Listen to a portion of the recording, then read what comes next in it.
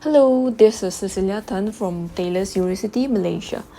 To bring it forward, I'm actually an individual who aspires to how we shape our buildings or thereafter they eventually will shape us. At this point of departure, I began to carry out the design thesis project into the void Pusat Demokrasi Rakyat solely on my personal interest in the people-focused subject while also rigorously understanding how an edifice or a structure may genuinely signify a nation identity or even their status. So it's about a topic between power and architecture. With this intensive research and study on the background of parliamentary buildings, through an intimate dialogue, literature, philosophy, and much more, parliamentary buildings by their very nature are designed to draw attention, where the grander the edifice, the greater the public and national interest in and recognition to it. Also, an add-on by Lawrence Will, who described that parliament and other government building having an innate cultural value, which are representing as an idealized and also a very stable democratic government. So, in that end, it is worthy for public tacit trust, which also means that parliamentary buildings are a powerful symbol of democracy, where the architecture of the parliament itself is a representation of people's house. In search of the democracy in architecture, the private citizens are encouraged to come together in a rational critical debate on public issue, where a German leading social theorist and also a philosopher, the Jürgen Habermas, has known this kind of public sphere theory as a theory that it is a sphere which is introduced to mediate between the state and also the society. So it is a sphere which the public as a vehicle of public opinion to allow the public and also the state to come together, which is open to all and also to ideally universally accessible to all. Consequently, this kind of public sphere theory has somehow opened an open society with transparency and equipped with democratically with physical and visual access to give a direct connection to what is really taking place.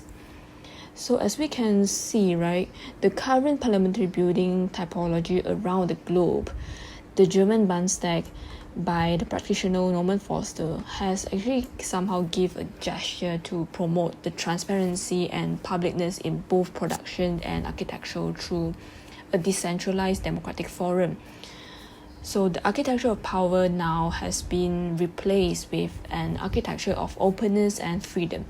However, when we rethink it, is it more than simply a symbol of people on top of the government at work, where people still remain as a character of visitor without direct participation?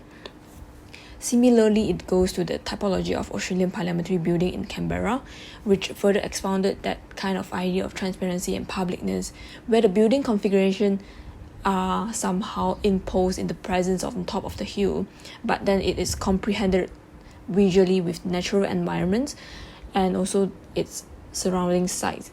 In fact, the placement and also the setting itself reveal the Canberra Parliament House as a forbidden city, as the structure indeed segregates itself from the world outside.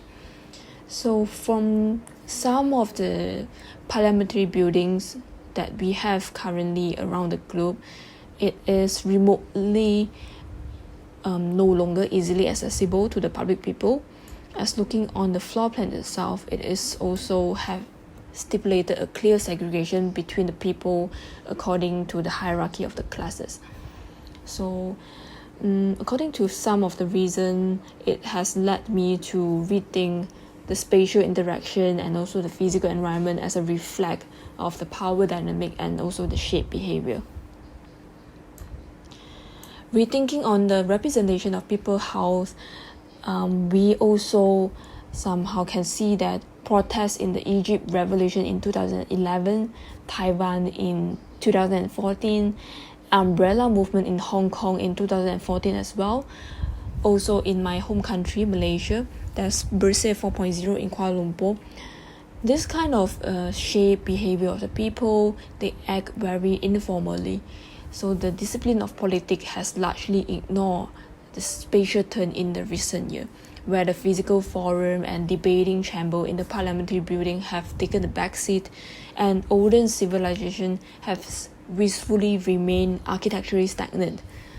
Closer to home, the representation of Malaysian Parliament House is also located on top of the hill, which is surrounded by large infrastructure, making the People House further inaccessible easily by the pedestrian. This kind of unintentional result of opening the Malaysian public sphere as a forum for debate and negotiation between the state's activity and public people was kind of like heading in the opposite direction with liberal planning practices. So in my design proposal, I was intended to be part of an exertion to reconnect current democratic and also the political ideals, while also to explore the degree of transparency and publicness of the architecture of parliament in Malaysia to be considered as a public sphere oriented account. The design of the thesis project itself is surrounded by the architectural question of how does this kind of informal public sphere that recognizes creative spaces of democratic performance achieve the conceptualization of transparency and publicness. With the birth of undemocratic architecture, Plaza Dataran Merdeka became an interesting site selection to be further exposed, as it is directly connected with the formal public sphere, the current Malaysian Parliament House through Jalan Parliament. Hence, Plaza Dataran Merdeka is potentially acting as an informal public sphere to be a counterbalance between one another. To this extent, the proposal adopted a new take on the representation of People House by exploring the intention of cueing effect on the behavior of republicanism, participation, as well as citizenship, where the protest and recreation life happens on the site itself, which is closer to the foot of the public people.